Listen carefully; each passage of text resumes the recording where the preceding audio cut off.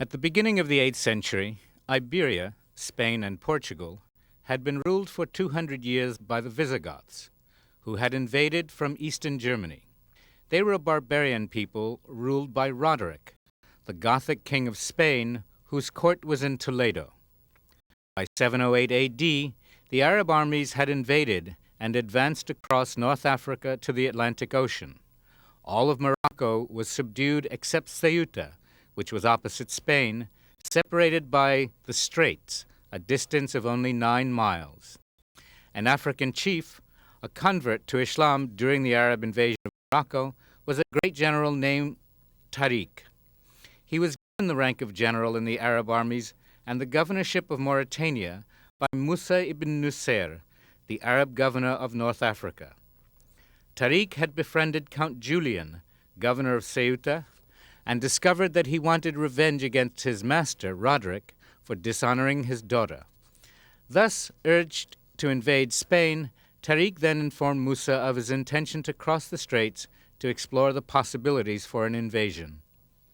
In 710, a small army under General Tariq, composed of 400 men and 100 horses, invaded Spain, plundered the town of Algeciras, as well as neighboring towns, and returned to Africa, their boats laden with spoils. With this event, one of the most important, productive, and progressive epochs of world history began and would continue for nearly 800 years. Through this empire of the Moors, the foundations for many institutions of modern Europe were laid. Further, the way for the explorations of the Spaniards and Portuguese that led to the finds in the New World and Africa was prepared during the time of the Moors in Al-Andalus, as their empire in Europe came to be known. Historian Stanley Lane Poole states in The Story of the Moors in Spain, on April 30th, 711 AD, encouraged by the success of Tariq's invasion, Tariq led an army of 7,000 men, of which 6,700 were native Africans, Moors, and 300 were Arabs. After crossing the straits and landing on the Spanish coast, Tariq seized a steep cliff and ordered a fortress to be built upon the advantageous spot. His troops named the site Gabel Tariq, the Hill of Tariq, later to be known as Gibraltar. Tariq went on to capture Algeciras and Cartaya. As he progressed through the countryside, many Spanish natives eagerly joined him to fight the ruling Visigoths. On the 18th of July, Tariq, with about 14,000 troops, defeated Roderick and his 60,000 troops. Who were these Moors who could so successfully invade and conquer what was a strong and well-established kingdom in southern Europe, that of the Visigoths, who had, in their time, taken Iberia from the Roman Empire? As we have seen, the forces led by Tariq were black Africans, Moroccan Berbers, and a small number of Arabs. Those Africans had over time and through the conquests of Islam come as far as the regions of present-day Kenya and Ethiopia in East Africa and Mali and Senegal in southwest Africa. The Moorish Empire was clearly an African one. As historian Dr. Chancellor Williams describes them, the original Moors, like the original Egyptians, were black Africans. As amalgamation became more and more widespread, only the Berbers, Arabs, and Coloreds in the Moroccan territories were called Moors, while the darkest and black-skinned Africans were called Blackamoors. Eventually, black was dropped from Blackamoor, and, as a European scholar of that time described them, the reins of their horses were as fire, their faces black as pitch, their eyes shone like burning candles, their horses were swift as leopards, and the riders fiercer than a wolf in the sheepfold at night. We are all familiar with Shakespeare's Othello the Moor. These same Africans and Arabs were followers of Muhammad, Muslims. As we will learn, their early allegiance was to Damascus in Syria. Later, because they developed and wielded their own great power and influence in the Islamic world, that center of loyalty and allegiance would shift to within their own Al-Andalus. After Tariq's first victories, he went on to win more battles and conquer more land and cities. Toledo, Elvira, and Córdoba were among those that fell to Tariq's armies. Toledo was actually handed over to the invading Tariq by the Jews of the city, who also supplied him with arms and horses. According to historian Stanley Lane Poole, Cordoba was left in the keeping of the Jews because they had been staunch allies of the Muslims during the campaign. The Moors granted the Jews great considerations and never persecuted them as the Gothic priests had done. Within 3 years, the conquest of Iberia was complete, and these Moorish warriors retired into Spain and proceeded to build a new kingdom. And what a kingdom it would be! Europe, and what we call the Western world, would change forever. The distinguished historian Basil Davidson declares that there were no lands at that time, the 8th century, more admired by its neighbors or more comfortable to live in than the rich African kingdom which took shape in Spain. When Tariq and his armies arrived in Iberia, Europe was in the midst of its dark ages. The Visigoths, who ruled Iberia at the time, according to Wayne Chandler, were a vigorous, rather barbaric people who, as Christians, believed in religious compensation for their vices. The key word here is barbaric. Writers of the time offer such descriptions as, "They are nearer animals than men. They are by nature unthinking, and their manners crude. Their bellies protrude, their color is white, and their hair is long. In sharpness and delicacy of spirit and in intellectual understanding, they are nil. Ignorance, lack of reasoning power, and boorishness are common among them." Elsewhere in Europe, life was similar. In his History of the Crusades, the Moorish writer Michaud describes the Prussians of the 13th century as just a few stages above savagery. In an essay, Edward Scobie writes, "The palaces of the then rulers of Germany, France, and England were, when compared with those of the Moorish rulers of Spain and Portugal, scarcely better than the stables of the Moors." With the arrival of the Moors, a time of advanced civilization and enlightenment began in Europe. They brought with them from Africa their vast knowledge in many fields. They had access to and drew upon the knowledge of the previous African scholars, Egyptians, Ethiopians, and the Greeks. The kingdom of Al-Andalus would establish institutions that would last until the present day and serve to enrich and enlighten Europe. Legends and mythologies were created through which the people of the Islamic world and of Christian Europe would until now secure their identities, beliefs, and values.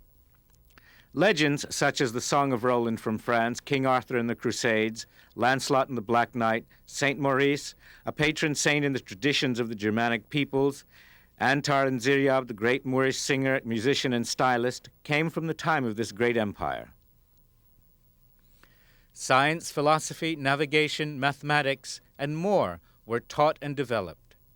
The cultures of Spain, Portugal, Sicily, France, Britain, and the Slovak countries were all positively influenced by this contact. We, too, in our time, must give credit for our lives and culture to these Moors. The cities of Córdoba, Toledo, Granada, Sevilla, Coimbra, and Lisbon were their greatest achievements, since they embodied all of the other contributions and have been the longest lasting. According to Stanley Lane Poole, we learn, Córdoba in the 10th century was very much like a modern city. Its streets were well paved, and there were raised sidewalks for pedestrians.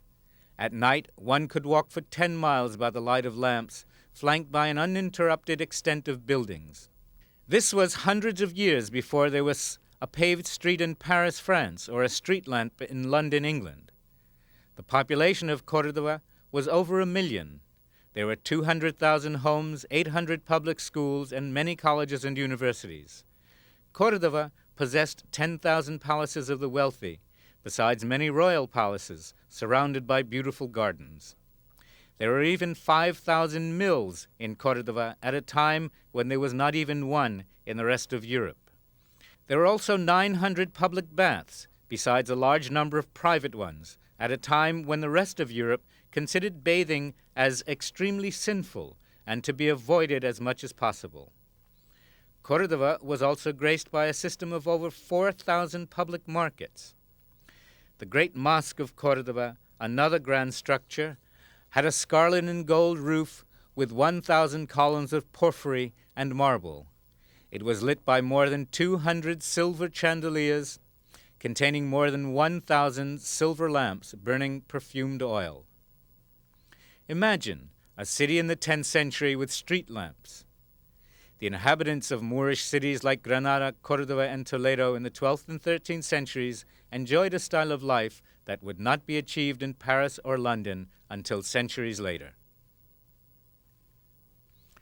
The Great Mosque, still known by its Islamic name, the Mezquita, is one of the great Islamic sites in Cordova. It is no longer used as a mosque. According to tradition, the original mosque was built on a site which was shared with the Christian church. Stanley Lane Poole tells us that, among the great architectural beauties of Cordova, the principal mosque held and still holds the first place.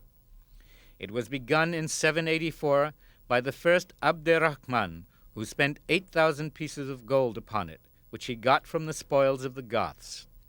Hisham, his pious son, completed it in 793 with the proceeds from the sacking of Narbonne.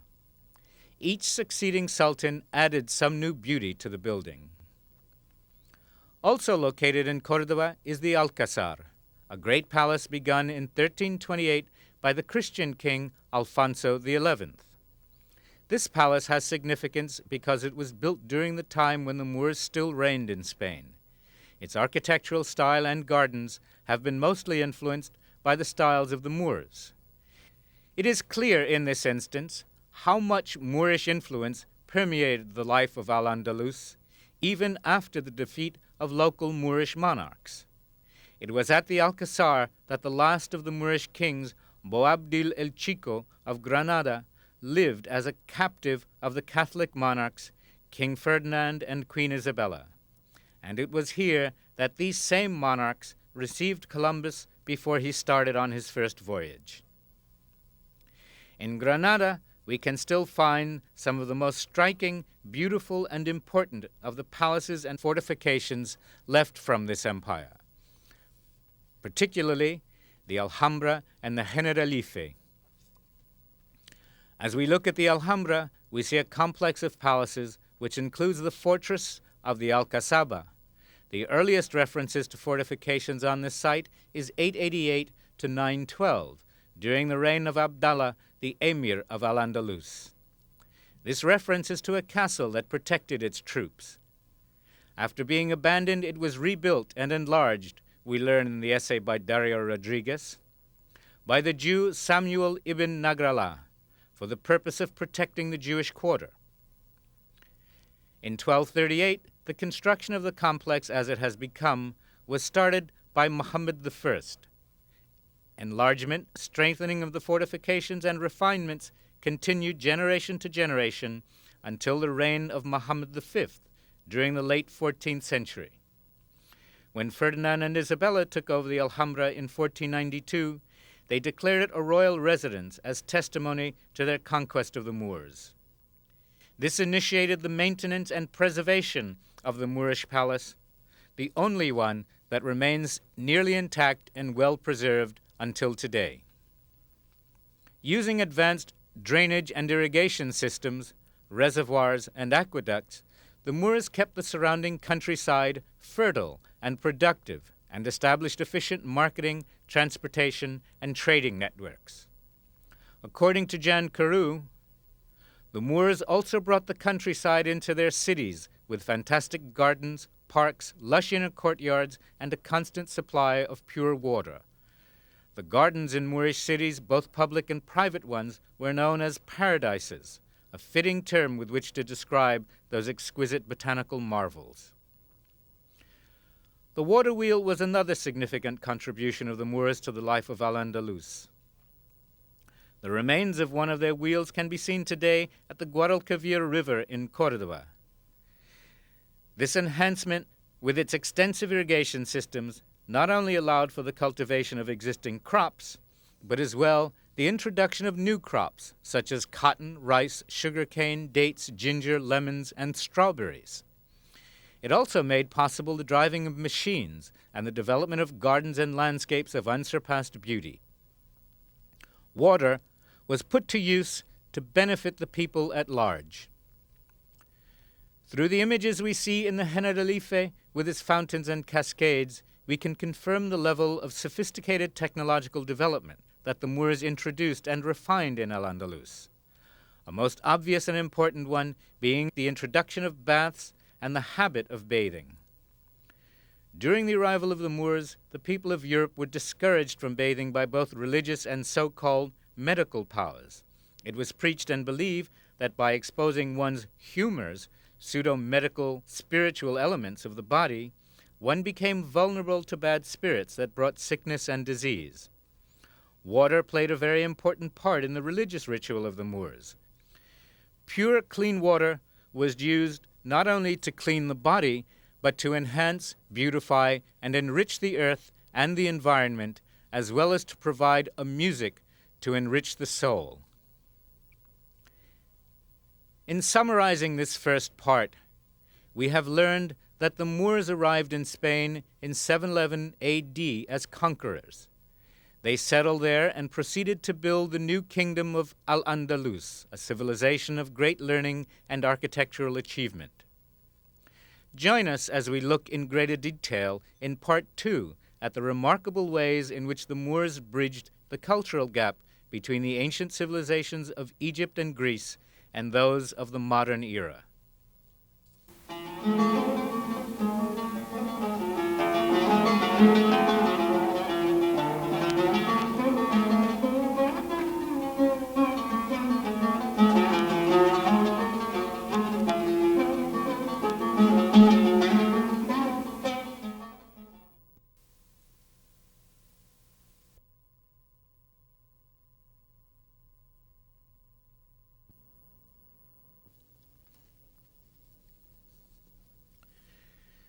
The legacy of the Moors is vast and deeply rooted. In truth, the Moors laid the foundations for the civilization of Southern Europe and greatly influenced other cultures of Western Europe. In science, mathematics, music, literature, etc., the Moors brought cutting-edge revelations as well as the ancient knowledge from Egypt and Greece. The universities and schools that were created and developed in Al-Andalus became known throughout the world for their refinement. The few universities in existence at the time in the rest of Europe quickly adopted the standards of their Moorish leaders and set about copying and collecting Moorish books with which to stock their libraries. In his book, Moorish Spain, Richard Fletcher writes of this legacy, "The most fortunate beneficiaries of this coexistence were neither Christian nor Muslim Spaniards, but the uncouth barbarians beyond the Pyrenees." The creative role of Islamic Spain in the shaping of European intellectual culture is still not widely enough appreciated. Apart from anything else, it is a most remarkable story. The scientific and philosophical learning of Greek and Persian antiquity was inherited by the Arabs in the Middle East. Translated, codified, elaborated by Arabic scholars, the corpus was diffused through the culturally unified world of classical Islam in the 9th and 10th centuries until it reached the limits of the known world in the West. And there, in Spain, it was discovered by the scholars of the Christian West, translated into Latin mainly between 1150 and 1250, and channeled off to irrigate the dry pastures of European intellectual life. The rediscovery of Aristotle's works by this route decisively changed the European mind. Navigational devices such as the astrolabe made possible the voyages of discovery to east and west. Newton's work would have been inconceivable without the knowledge of mathematics transmitted through Spain.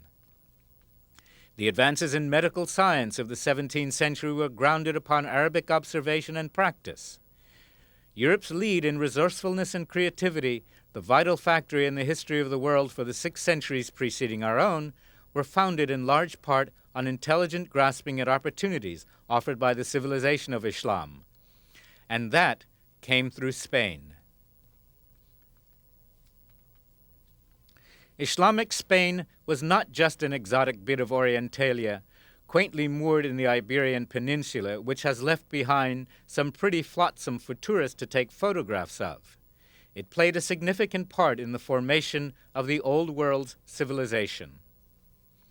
Historian John G. Jackson, in his essay, The Empire of the Moors, states, "Education was universal in Moorish Spain, being given to the most humble, while in Christian Europe 99% of the people were illiterate, and even kings could neither read nor write. You had Moorish women who were doctors and lawyers and professors. Jewish scholars studied under the Moors and then went to England and set up a scientific school at what later came to be Oxford University. The Moors furnished the knowledge and the Jews collected it. The Jews were intermediaries. The Moors and the Christians were fighting each other, and the Jews formed a bridge between them." Mr. Jan Carew states, "The Arabs brought the work of dynastic Egyptian and classical Greece back to Europe by translating into Arabic the Greek translations of the Egyptian texts as well as the works of the Greek thinkers themselves. Unlike Christian theologians, who forbade scholars from considering ideas outside of the prescribed ecclesiastical canons of the day, Galileo ran afoul of these restrictions. Islam accommodated new ideas with grace and a civilized tolerance. Steel, named for the city Damascus, was used in the making of swords. Sword blades manufactured in Toledo excelled all others produced in Europe in quality and appearance. These same swords were most effective in the Moorish conquests. In Al-Andalus, there was great regard for human rights. Racial and religious tolerance existed to the complete benefit of the empire. Scholar Jan Carew writes, "During their long tenure as ruler, the Moors had set a pattern of peaceful symbiosis in their tolerant treatment of Christians and Jews. For centuries, Muslims, Christians, and Jews had lived side by side, and in many instances had so intermarried that numerous families were part Muslim, part Christian, and part Jew. The teachings of the Prophet, too, had stressed repeatedly that peoples of all races and colors were equal in the sight of Allah, and these teachings were not only preached, but often practiced. Women were not discriminated against and enjoyed an active and important place in the society." Flora Shaw points out, "It is interesting to note that in the days of Mohammedan Spain, Moorish women were not confined, as in the East, to harems, but appeared freely in public and took their share in all the intellectual, literary, and even scientific movements of the day. There were women poets, historians, and philosophers, as well as women surgeons and doctors." It was this attitude of tolerance for which the Moors became most renowned. This allowed for the spread of knowledge and the growth of African, European, and Jewish scholars such as Maimonides and Prince Henry the Navigator. These scholars made significant contributions and are remembered today. And finally, quoting Edward Scobie, "Racial mixing in Portugal, as in Spain and elsewhere in Europe, which came under the influence of the Moors, took place on a large scale. That is why historians claim that Portugal is in reality a Negroid land, and that when Napoleon explained that Africa begins at the Pyrenees, he meant every word that he uttered." Beginning with Tariq, the stories of the Moors abound with heroes and their legends. These were people of all sorts: warriors, philosophers, mathematicians, artists. Chivalry and the legends of the knights in shining armor come down to us from that time. One of the best known of these heroes is Antar. According to the scholar Ivan van Sertima, he had an Arab father and an Ethiopian mother, and became in time the national hero of the Arabs. He's rather like King Arthur in the English tradition, but in fact more important, because he was a more historical figure. After his death, Antar's deeds were recorded in a literary form entitled The Romance of Antar. And according to A.O. Stafford in the Journal of African History, Antar in its present form probably preceded the romances of chivalry so common in the 12th century in Italy and France. Another of these Moorish heroes who is remembered in the Muslim world until today is Ziryab. Born in Mesopotamia in 789, Ziryab, the blackbird, was a singer who became one of the most influential persons in all of the Moorish Empire of his time. Ziryab is credited not only for the finesse of his voice, but as well with teaching the people of Córdoba style and manners. Throughout the reign of the Moors, there was ongoing tension and warfare, either from attacks by Christian kings or internal conflict. After the death of Abderrahman III, who was the first real unifier of Al-Andalus, the country fell into cycles of anarchy and power struggles between various local Muslim kings, chiefs, and tyrants. Finally, the King of Seville appealed to Almoravids for help. As reported by Lane Poole, a new Berber revolution had taken place in North Africa, and a sect of fanatics called the Marabouts, or Saints, Almoravids as the Spaniards named them, had conquered the whole country from Algiers to Senegal. They were much the same sort of people as Tariq and his followers, and they were ready enough to cross the water and conquer the fertile province of Spain. But these new conquerors very quickly gave in to their newfound comforts, and in 20 years were succeeded by the Almohades. The ultimate impact of Islam, however, must be measured also in terms of the political developments that its presence in the peninsula brought in its wake. Foremost among these is the centuries-long Christian drive toward the south in the politico-religious effort to eliminate the foothold of Islam from the peninsula, what is called, in short, the Reconquista. The Crusades played a great part in the dissolution and eventual defeat of this empire. In the book Pilgrim's Guide to Santiago de Compostela, published by Italica Press, we have the story of one of the more outstanding instances of the Reconquistas, or Crusades.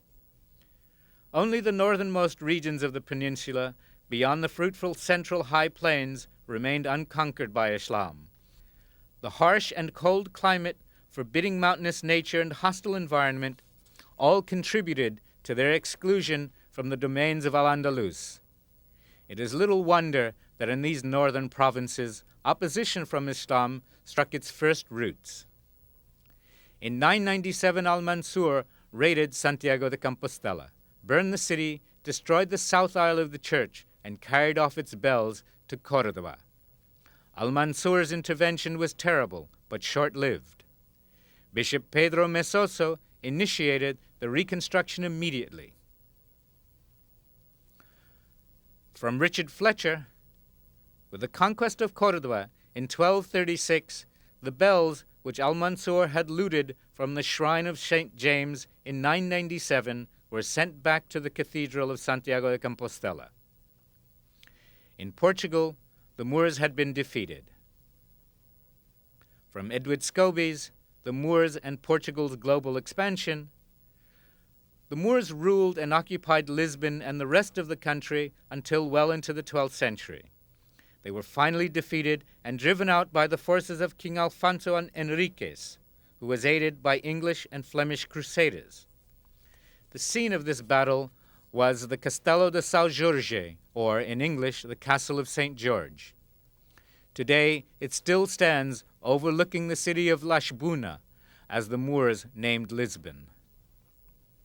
Finally, in 1492, with the fall of Granada, came the end of the Moorish Empire in Al-Andalus. The keys to the Alhambra in Granada were given over by the Caliph Abu Abdallah, also known as Boabdil, to King Ferdinand and Queen Isabella. This brought an end to one of the greatest experiences of human history. Because of the advances and explorations of the Moors, the time of the Renaissance in Europe was made possible. The explorations of the Spanish and Portuguese navigators were due to the advances of the Moors. The Reconquista, or Crusades, came to a dramatic end. Along with the keys to the citadel came priceless tomes and manuscripts, which would be scattered and burned. Boabdil had surrendered this last, Moorish outpost without a fight, and his dark-skinned mother, Aisha, had reproached him bitterly, saying, "Weep like a woman for what you would not defend like a man." After the defeat at Granada, Ferdinand and Isabella had given the Moors the rights to continue their lives and systems in Spain. They were answerable only to Moorish courts, maintained their customs and religion, and converts to Islam were not to be reconverted as Christians. But after only 10 years, the Spanish monarchs were to go back on their word. We get from Jan Carew, Queen Isabella of Castile, whose religious zealotry and greed for confiscated Moorish and Jewish property outstripped that of her husband, abrogated this agreement. It was Isabella who appointed the infamous Spanish Dominican Tomás de Torquemada as Inquisitor General. She also signed the edict ordering the expulsion of the Jews on March 31st, 1492. From the moment the ink had dried on that order, the fate of the Moors was also sealed. It would only be a matter of time before their turn came to be forcibly expelled. This precedent established a tradition of treachery and racism that was adopted by all of the European colonizers who came in the wake of the Spanish, and it would endure through the Columbian era. From Stanley Lane Poole, in 1492, the last bulwark of the Moors gave way before the crusade of Ferdinand and Isabella, and with Granada fell all Spain's greatness. For a brief while, indeed, the reflection of the Moorish splendor cast a borrowed light on the history of the land which it had once warmed with its sunny radiance. Then followed the abomination of desolation, the rule of the Inquisition, and the blackness of darkness in which Spain had been plunged ever since, and beggars, friars, and bandits took the place of scholars, merchants, and knights. So low fell Spain when she had driven away the Moors. The decline of the Moors in Spain signaled the closing of the ancient world and enabled the approach of the modern era. The great explorations of the Portuguese and Spanish, and later the English, French, and Dutch, were enhanced by the knowledge of the Moors. The astrolabe, an invention of the Moors, gave these sailors and navigators confidence to undertake such risky journeys. The pilot on Columbus' first voyage was indeed a Moor. The experience and legacy of the Moors allowed for the rest of Europe a departure from their dark ages. Edward Scobie declares, "Without the knowledge, intellect, learning, and artistic brilliance of the African Moors, this Renaissance Portugal would have never, and I repeat, never, come about." Moorish influence is alive today in Spain and Portugal. In those countries, one need only listen to the music of the fado and flamenco to hear this influence, to walk in their streets and through the remains of the Moorish castles which are treasured as their heritage. The people, too, reflect the Moors still. The stubborn fact remains that at the height of its power, the Moorish Empire in Africa stretched from the western half of Algeria through Morocco and as far south as Ghana, while in Europe this empire extended itself from the Atlantic coast of Portugal through Spain and across the Pyrenees to the Rhone Valley in France. And now, 5 centuries after the fall of Granada, the rainbow array of colors and racial types that one sees in the faces of the contemporary population of this region, from blonde and blue-eyed through various shades of brown to black, is not all that different from what it was in the Moorish Empire of the 10th century, despite new genetic infusions by migrants and successive waves of settlers.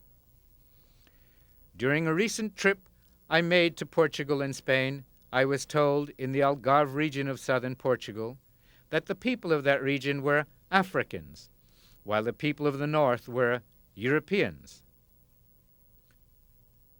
With the fall of this great empire and the iniquities of the Spanish Inquisition came the end of the dominance of Africa.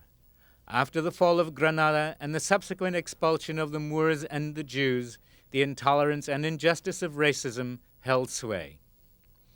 We finish with comments by Jan Carew.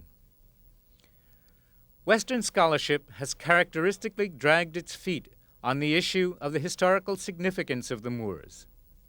Very little has been offered within the classroom. The Moors' largely obscure fate, however, is not due to his insignificance in the history and development of Western civilization, but rather to the judgment passed upon him out of jealousy of his great influence. While most high school and college students are familiar with the classical Renaissance of Europe, complete with Greco-Roman literature and the art of Michelangelo, few of them have ever heard of the scientific Renaissance in Europe, which took place during the medieval era in the 12th and 13th centuries. Behind Europe's scientific enlightenment, we find many African Muslims. In fact, we find that the very foundation and structure of Western scientific and academe is built upon the erudition of these people known as Moors.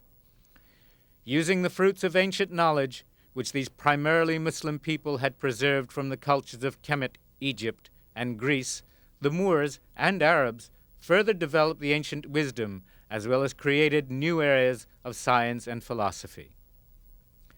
It is the intention and purpose of this effort to participate in the attempts to correct this omission and to provide an introduction for these same students to the remarkable time and peoples of the Moors.